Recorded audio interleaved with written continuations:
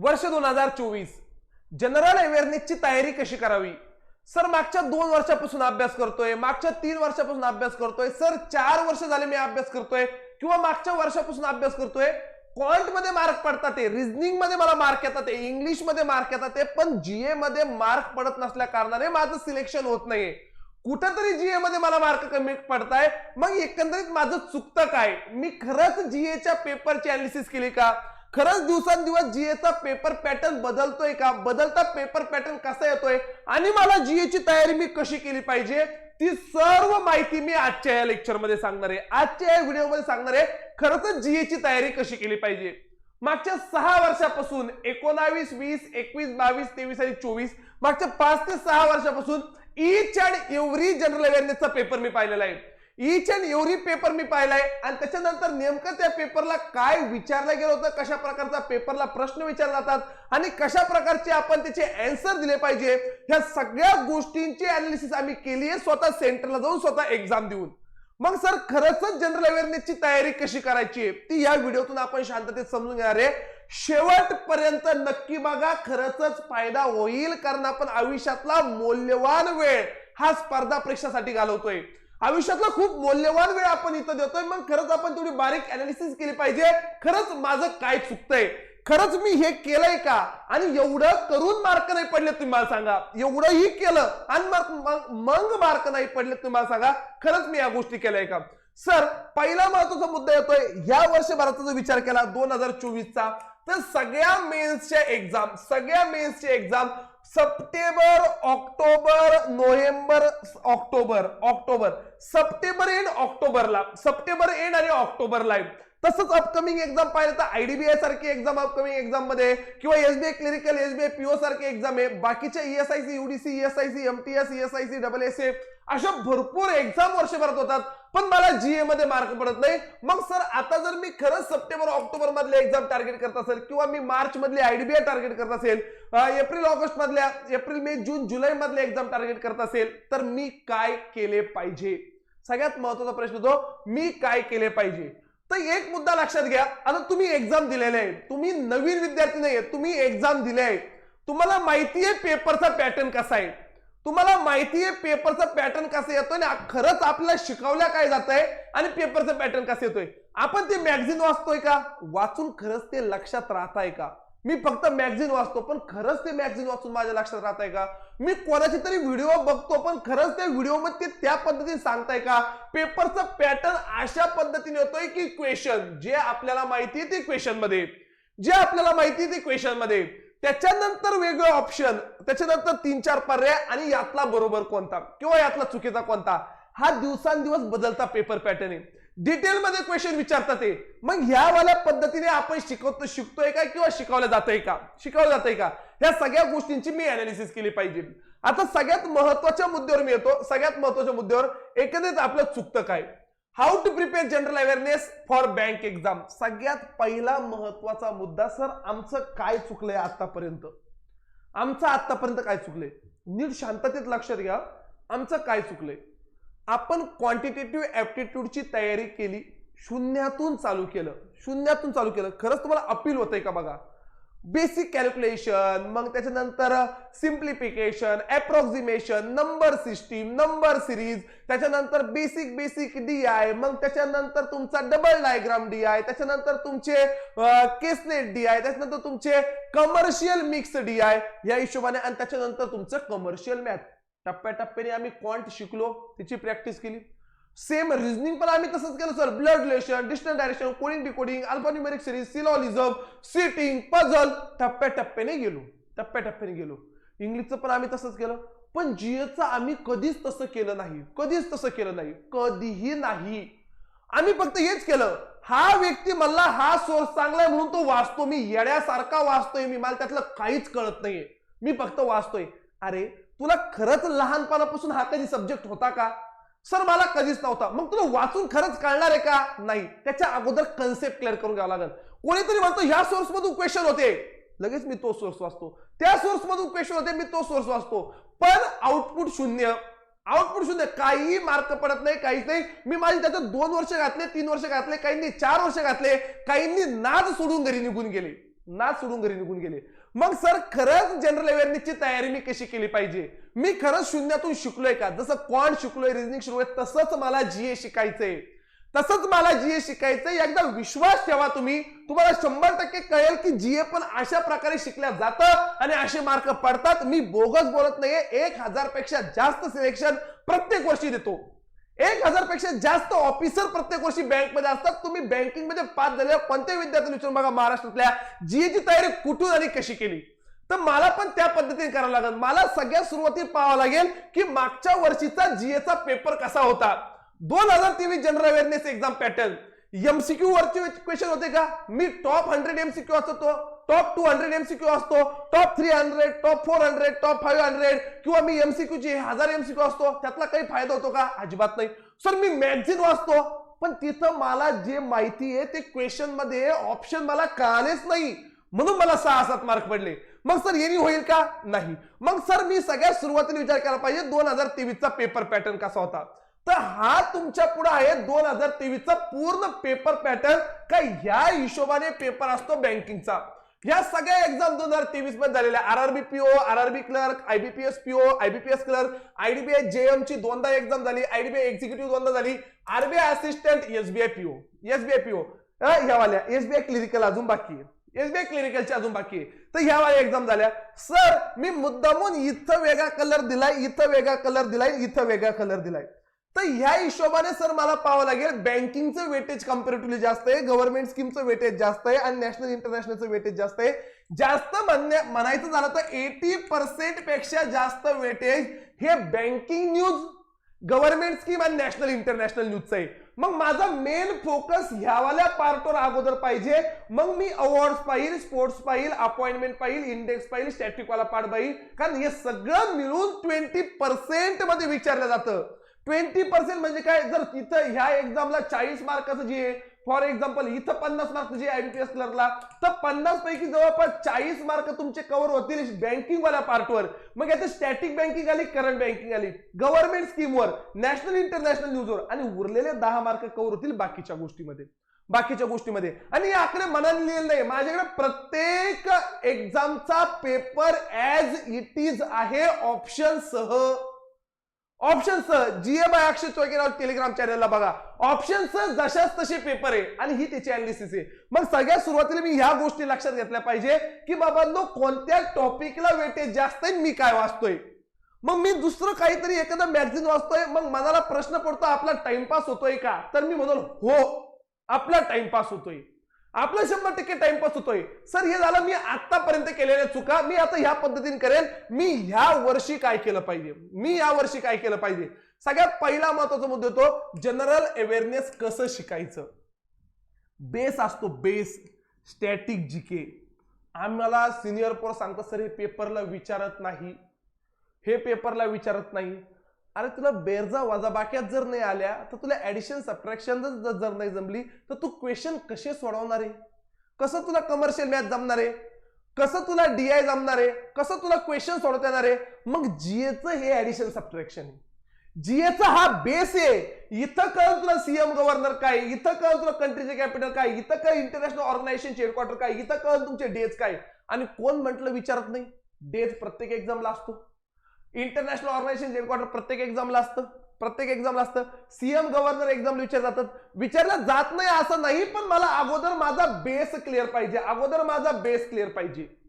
याला मी म्हणतो static GK. ते मला शून्यातूनच शिकावं लागेल आणि ते शिकूनच घ्यावा लागेल. वाचून होणार नाही. जीए हा वाचून करण्याचा सब्जेक्ट नाहीये, ग्रुप डिस्कशन करून करण्याचा सब्जेक्ट नाहीये. कायम तुम्हाला त्या गोष्टीची हॅमरिंग करावं लागणार आहे. कायम त्या गोष्टी कानावर पडल्या पाहिजे. एक्झामला कसं विचारलं जातं. 2 नंबरचा पार्ट येतो सर बँकिंग ऑब्लिक फायनान्शियलच्या कन्सेप्ट. आपण बँकच्या एक्झाम देतोय, आपल्याला ती कन्सेप्ट माहित पाहिजे, कारण एक्झामला कन्सेप्च्युअल क्वेश्चन येतोय. जी न्यूज आहे ती क्वेश्चन मध्ये असते, त्या रिगार्डिंग कोणतं बरोबर आहे. रिसेंटली स्टेट बँक ऑफ इंडियाने इलेक्ट्रोल बॉन्ड लॉन्च केला. सांगा खालीलपैकी इलेक्ट्रोल बॉन्डचा कोणता पर्याय चुकीचा आहे. त्यासाठी मला इलेक्ट्रोल बॉन्ड डिटेलमध्ये माहित पाहिजे, त्याला म्हणतात बँकिंगच्या कन्सेप्ट. त्याच्यानंतरचा येतात तिसरा महत्वाचा मुद्दा म्हणजे गव्हर्नमेंट स्कीम. त्याच्यानंतरचा तिसरा मुद्दा येतो ह्या गव्हर्नमेंट स्कीम मला माहितीच पाहिजे, कारण या इंटरव्ह्यूला तर विचारतातच, पण मेन्सला जर ह्या वर्षीची आरआरबी पाहिली तर 40 मार्कापैकी 10 मार्कला फक्त गव्हर्नमेंट स्कीम होत्या, म्हणजे 25% वेटेज हे फक्त गव्हर्नमेंट स्कीमचं होतं. आणि मला तुम्ही सिंगल एक्झाम दाखवा ज्यामध्ये गव्हर्नमेंट स्कीम विचारलेली नाहीये. आणि मी तुम्हाला कन्फर्म सांगतो, प्रत्येक एक्झाम मध्ये मिनिमम 4 मॅक्सिमम 5 6 7 8 9 आणि 10 मार्कापर्यंत गव्हर्नमेंट स्कीम विचारलेले आहे. सोपा पार्ट पण त्या पद्धतीने मी शिकलो पाहिजे. मला each and every government scheme माहिती पाहिजे. त्याच्यानंतर येतं करंट अफेअर्स, तर ह्या पद्धतीने, आणि इन्शुरन्सच्या एक्झामला इन्शुरन्स, तर ह्या पद्धतीने मी शिकतोय का? अजिबात नाही. मी मॅगझिन घेतोय ते वाचतोय. खरंच तुम्हाला ह्या गोष्टी खऱ्या वाटत असेल तर कमेंट बॉक्समध्ये टाका का हो सर तुम्ही जे बोलताय आम्ही तेच केलं आतापर्यंत म्हणून रिझल्ट नाही आला. तुम्ही जे बोलता आम्ही तेच केलं आतापर्यंत म्हणून रिझल्ट नाही आला. की आम्ही कोणते ना कोणते मॅगझिन वाचतो, आज हे सोर्स, उद्या तो सोर्स, परवा तो सोर्स. अजिबात नाही. आणि मी म्हणत नाही मला फॉलो करा, मल्टिपल सोर्स फॉलो करा, पण कन्सेप्ट शिका, कन्सेप्च्युअल शिका. तुम्ही थेरॉटिकल मुद्दा ते नुसते वाचून लक्षात राहणार नाही, एमसीक्यू वाचून काहीच जमणार नाहीये. तुम्हाला कन्सेप्च्युअल शिकायचंय, कन्सेप्ट समजून घ्यायचे, तर आणि तरच मार्क पडतील, जनरल अवेअरनेस सारख्या सब्जेक्ट मध्ये. एवढं मी ओरडून सांगतो तुम्हाला, ह्या गोष्टीचे लक्षात घ्या, ह्या गोष्टी लक्षात घ्या. आणि मी कशामुळे सांगतो की मी एकमेव असा मास्तर आहे जिने मागच्या 6 वर्षामध्ये प्रत्येक आयबीपीएस ची एक्झामची मेन्स एक्झाम दिलेली आहे, स्वतः अनालिसिस केलेली प्रत्येक क्वेश्चनची. आणि मग तुम्हाला सांगतोय, असं झोपेतून उठून आलो लगेच तुमच्या पुढे येऊन बोलत नाही मी की भैया ए करना चाहिए, भैया ओ करना चाहिए, ऐसा करना चाहिए. अजिबात नाही. असं करावं लागेल आणि असंच करावं लागेल, एवढं मी कॉन्फिडेंटली तुम्हाला सांगतो. की बाबा ह्या वेळेने जावं लागेल जर तुला यश पाहिजे असेल तर. तुझं तेच धरून बसला, मी ह्या क्लासचा आहे म्हणून मी हे करत नाही, मी त्या क्लासचा आहे म्हणून मी त्यांना फॉलो करत नाही. तू आयुष्यभर इथं सडशील पण पास होणार नाही. तू तुझा स्वार्थ पाहिजे, तू विचारच करू नको तू कोणत्या क्लासचा आहे, तुझा स्वार्थ कुठे आहे, तू ते फॉलो कर आणि तिथून पास होईल. कारण तू पास होणं जास्त गरजेचं आहे का हे विचार न करू बसू मी असा आहे मी तसा आहे. हा मला एक सगळ्यात महत्वाचा मुद्दा. सर त्याच्यानंतर येतो मग पुढचा महत्वाचा मुद्दा. ह्या सगळ्या गोष्टी झाल्यानंतर सर याच्यात काय काय केलं पाहिजे, आता बघा हे येतं स्टॅटिक जीके. हा तर मी सांगेल बेस आहे, हा बेस आहे, हा आपण शिकतो. एक 20-25 लेक्चर लागतात, सगळ्या गोष्टी आपण डिटेलमध्ये शिकतो 20-25 लेक्चर मध्ये. बँकिंगच्या कन्सेप्ट पार history of reserve bank of India पासून तर बदल झालेल्या छोट्या छोट्या गोष्टी शिकायला कमीत कमी लागतात 20 ते 25 लेक्चर. 20-22 लेक्चर कुठेच नाही गेले बँकिंगच्या कन्सेप्ट शिकायला. त्याच्यानंतर येतं करंट इव्हेंट, ते पण आपल्याला ह्या पार्ट मध्ये शिकावे लागतात. बँकिंग ऑब्लिक फायनान्शियल न्यूजला मला लागतात 4 लेक्चर लागतात. आरबीआयचे सर्क्युलेशन पण याच्यातच आले. पीआयबी रिपोर्ट वेगळे, इम्पॉर्टंट गव्हर्नमेंट स्कीमला 1 लेक्चर लागतं, इंडेक्सला 1 लेक्चर, स्पोर्ट्सला 1 लेक्चर, अवॉर्ड्सला 1 लेक्चर, अपॉइंटमेंटला 1 लेक्चर, नॅशनल इंटरनॅशनल न्यूजला 2 लेक्चर, इंटरनॅशनल न्यूज 1 लेक्चर, मिसलेनियसला एखादा लेक्चर, असं जवळपास एक 12-13. आणि रिव्हिजनचं 1 लेक्चर वेगळं, अशा 12 ते 13 लेक्चर मध्ये 1 महिन्याचं करंट अफेअर पूर्ण होतं. 1 महिन्याचं करंट अफेअर पूर्ण होतं, जे आपण एक्सटेंड करून अजून डिटेलमध्ये घेणार आहे जानेवारी 2024 पासून. मी नॅशनल न्यूज वेगळ्या शिकलो पाहिजे, मी इंटरनॅशनल न्यूज वेगळ्या शिकलो पाहिजे, मी बँकिंगच्या न्यूज ज्याला मी करंट बँकिंग म्हणतो, फायनान्शियल करंट अफेअर म्हणतो, त्या गोष्टी वेगळ्या शिकलो पाहिजे. इंडेक्सला मी वेगळं लक्ष दिलं पाहिजे, अवॉर्ड्सवर वेगळं दिलं पाहिजे, स्पोर्ट्सवर वेगळं दिलं पाहिजे. हे करंट अफेअर झालं. पण करंट अफेअर सोबत तेवढंच महत्वाचं आहे मागचं बँकिंग वाला नॉलेज, ज्याला मी बँकिंगचा बेस म्हणेल, स्टॅटिक जीके ज्याला मी बेस म्हणेल, आणि सगळ्यात महत्वाचा रोल जो येतोय, तो म्हणजे गव्हर्नमेंट स्कीम. सारथीच्या ईच अँड एव्हरी विद्यार्थ्याला ह्या गोष्टी रेग्युलर बॅच मध्ये डे 1 पासून शिकवल्या जातात. जसं तुम्ही क्वांट डे 1 पासून शिकले, रिझनिंग डे 1 पासून शिकले, इंग्लिश डे 1 पासून शिकले, तसं सारथीच्या ईच अँड एव्हरी कॅन्डिडेटला डेली 4 लेक्चर असतात, जीए रोज असतं. म्हणून त्या पोरांचे रिझल्ट येतात, म्हणून त्या पोरांना मार्क पडतात. आणि आरआरबी मध्ये 110 पेक्षा जास्त ऑफिसर झाले. दरवर्षी 1000 पेक्षा जास्त सिलेक्शन होत आहे. कारण ते मागचं हे कारण आहे की डे 1 पासून जीए आपल्याला शिकायचंय. डे 1 पासून मग ह्या गव्हर्नमेंट स्कीम मला प्रत्येक माहितीच पाहिजे. विश्वकर्मा काय आहे, विकसित भारत संकल्प यात्रा काय आहे, ड्रोन दीदी योजना काय आहे, सगळ्या. आणि तुम्हीच पहा ह्या गव्हर्नमेंट स्कीमवर क्वेश्चन असतात की नसतात. आणि त्या मला डिटेल मध्ये शिकून घ्यायचे. एका लेक्चरमध्ये फक्त आणि फक्त 3 गव्हर्नमेंट स्कीम शिकून होत्या. जर 40-45 गव्हर्नमेंट स्कीम शिकायचे तर मिनिमम 12 ते 13 लेक्चर मला लागतात. काही लेक्चर मध्ये मी 4 घेतो, 5 घेतो, काही लेक्चर मध्ये 3. पण हे 12-13 लेक्चर गव्हर्नमेंट स्कीमचे, 21 लेक्चर स्टॅटिक बँकिंगचे, 21 लेक्चर स्टॅटिक जीकेचे, हे सोडून आणि करंट अफेअर्सचे जवळपास पर मंथ 12 लेक्चर जरा 144 लेक्चर वर्षभराचे. ते असं वर्षभराचे तुम्हाला लेक्चर केले तर मला नाही वाटत दुसरं काही जीए करण्याची गरज आहे. मला नाही वाटत जीएचं दुसरं काही करण्याची गरज आहे. याच्यामध्येच तुझी जीएची तयारी होणार आहे. पण तू ह्या वेने गेला पाहिजे. तू शून्यातून जीए शिक 2024 साठी. शून्यातून जीएची तयारी चालू कर. तरच फायदा होईल. नाही तर काही उपयोग नाही. तू कितीही दिवस ते मॅगझिन वाच आणि मला मार्क पडून दाखव, कळत नाही. कारण मला कन्सेप्टच माहित नाहीये. मुद्दा लक्षात घे. तर मला अगोदर कन्सेप्ट क्लिअर करून घेणं आहे आणि या पद्धतीने जीएची तयारी करणे, या पद्धतीने जीएची तयारी करणे. सर मग मला काय करायचं 2024 साठी? सगळ्यात पहिला महत्त्वाचा मुद्दा, मला करंट अफेअर पूर्ण करायचंय. मग त्याच्यामध्ये मी वेगवेगळे पार्ट सांगितले. नॅशनल न्यूज वेगळ्या, इंटरनॅशनल वेगळ्या, स्पोर्ट्स वेगळं, अवॉर्ड्स वेगळ्या, अपॉइंटमेंट वेगळ्या, इंडेक्स वेगळ्या, बँकिंग न्यूज वाला पार्ट वेगळा, गव्हर्नमेंट स्कीम ज्या करंट अफेअर मध्ये तो वाला पार्ट वेगळा. हे वाल्या सगळ्या गोष्टी मला अगोदर पाहिजे. बँकिंगच्या कन्सेप्ट मला 20-25 लेक्चर मध्ये वेगळ्या समजून घ्यायचे. स्टॅटिक जीके 20-22 लेक्चर मध्ये मला पूर्ण समजून घ्यायचं. मग याच्यामध्ये तुमचे जवळपास 120 प्लस डेज पार्ट होतात, 67 सीएम गव्हर्नर पार्ट होतात, 100 नॅशनल पार्क पार्ट होतात, एक 50-60 डॅम पार्ट होतात, ऑर्गनायझेशन 50च्या आसपास पार्ट होतात, डान्स पार्ट होतात. हे सगळं तुमचं पार्ट होतं याच्यामध्ये. गव्हर्नमेंट स्कीम मला जवळपास 50 गव्हर्नमेंट स्कीम शिकून घ्यायच्या एक 13 लेक्चर मध्ये, 13 ते 14 लेक्चर मध्ये. इन्शुरन्स अवेअरनेस, इन्शुरन्सच्या एक्झामला लागतं 15 लेक्चर मध्ये मला करून घ्यायचंय. आणि बजेट दरवर्षी येतं, ते मला तर डिटेल मध्येच माहिती पाहिजे. याला मी म्हणतो बँकिंगचं करंट अफेअर्स. याला मी म्हणतो बँकिंगचं करंट अफेअर. आणि मला नाही वाटत एवढं सुटसुटीत कोणी तुम्हाला शिकवत असेल किंवा एवढं सुटसुटीत कोणी तुम्हाला सांगत असेल नॅशनल लेवलला पण. म्हणून या पद्धतीने जा, यश 100% भेटेल.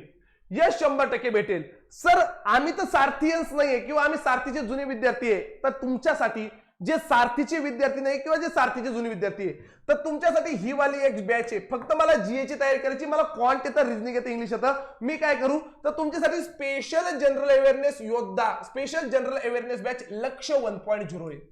त्याच्यामध्ये लाईव्ह प्लस रेकॉर्डेड लेक्चर असतात. डेली लेक्चर होतं लाईव्ह मध्ये, ते रेकॉर्डेड फॉर्मॅटमध्ये पण वर्षभर अवेलेबल असतं. सर याच्यात कोणकोणते टॉपिक कव्हर होतात? पूर्ण स्टॅटिक जीके कव्हर होतं शॉर्ट ट्रिकने, पूर्ण स्टॅटिक बँकिंग कव्हर होतं एकदम डिटेल कन्सेप्च्युअल, आरबीआयचे सर्क्युलेशन न्यूजपेपर रिपोर्ट कव्हर होतं, गव्हर्नमेंट स्कीम कव्हर होता 50 पेक्षा जास्त डिटेलमध्ये, पूर्ण करंट अफेअर. त्याच्यात इव्हन ऑक्टोबर, नोव्हेंबर, डिसेंबरचं पण ऍडिशनल करून दिलेलं आहे बॅच मध्ये 2023. आणि जानेवारी पासून डिसेंबर पर्यंत, म्हणजे हे 12 महिने, 3 महिने, असं 15 महिन्यांचं लेक्चर. इच मंथ 12 प्लस लेक्चर डिटेलमध्ये. इन्शुरन्स अवेअरनेसचे 15 लेक्चर आहे. मंथली मॅगझिन तुम्हाला त्या केसमध्ये भेटतं. आपण जे शिकलो ते मॅगझिनच्या फॉर्ममध्ये. बिफोर एक्झाम तुमचे रिव्हिजन सेशन घेतले जातात फास्ट ट्रॅक, आणि फ्री मध्ये बुक भेटतं. 1 वर्षाची व्हॅलिडिटी आहे. सगळ्या एक्झामला टार्गेट करून, जे सारथी नाहीये त्यांनी आपण आयुष्यातले 2-3 वर्ष वाया घातले. एकदा तुम्ही याच्यावर विश्वास ठेवून बघा, रिझल्ट येईल आणि 100% रिझल्ट येईल.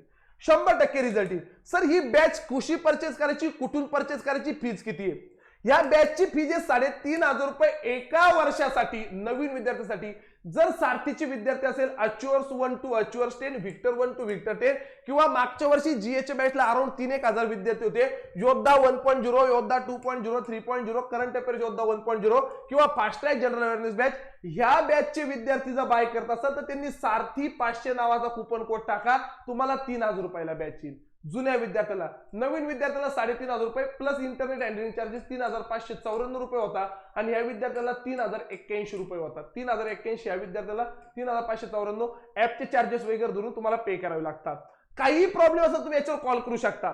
सर मला फक्त करंट अफेअर करायचंय, तर तुला 2,500 रुपयाची बॅच आहे, स्पेशल करंट अफेअर बॅच म्हणून. आणि त्याच्यात पण ह्या विद्यार्थ्याला करायचं असेल तर तुम्ही पण पुन्हा हा कोड वापरू शकता. ती 2,000 रुपयाला जाईल. 2,000 रुपयाला जाईल. 1 वर्षभराची व्हॅलिडिटी. ह्या वर्षी आपल्याला पास व्हायचंच आहे.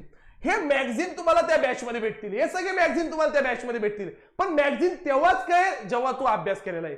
मॅगझिन तेव्हाच कळेल जेव्हा तू लेक्चर केलेलं आहे, तेव्हा आणि तेव्हाच तुला मॅगझिन कळेल.